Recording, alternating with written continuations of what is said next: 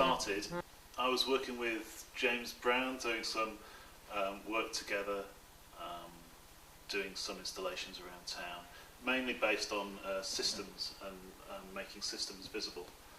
And one of the things we started to think about was what sort of organisation could we produce, could we create together. And that led to the startings of ideas about what Host could be.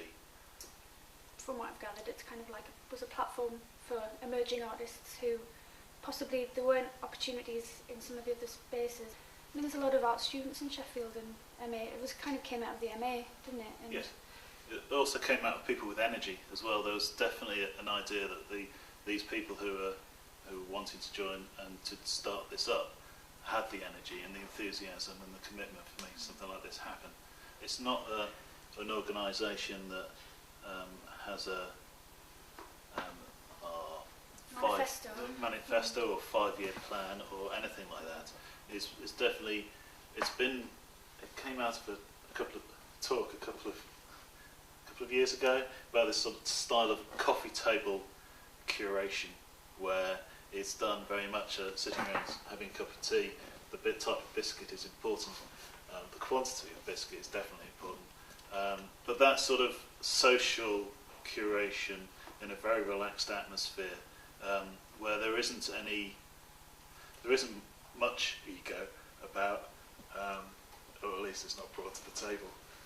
My personal practice is, I like to think of it as all-encompassing, so when I'm working somewhere else or doing something else, it's actually all part of my art practice, so no matter where I am or what I'm doing, I should be on a high level, apart from when I'm sleeping. Or maybe that's the best point. Well, everything influences everything else, and so for me, I can't really separate things down. But having said that, if I didn't have the work with Host, then my practice would be very different, not having that communication going on. I suppose we could apply for funding from places, but we don't, because why don't we? We need a meeting about that. We like it that way, it kind of... Well, we do like it that way, just mainly because everybody's off doing their own thing, and in that way we're probably searching for money and ways to fund what we're doing.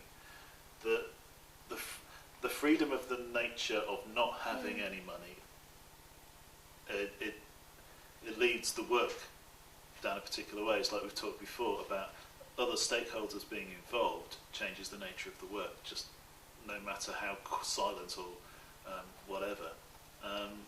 If we're applying for funds, there would be certain criteria that you'd have to try and hit, which would change the nature. When you start in that way, you get into the habit of not having any money, and you develop ways around it, like using your own money and then scraping back what you can afterwards. It's sort of becoming clear through this interview that maybe we don't have clarification in these sorts of in the questions that we're being asked. We don't have a clear answer, mainly because we haven't sat down and said Host are here to do this or to be part of this or to connect with these particular types of people.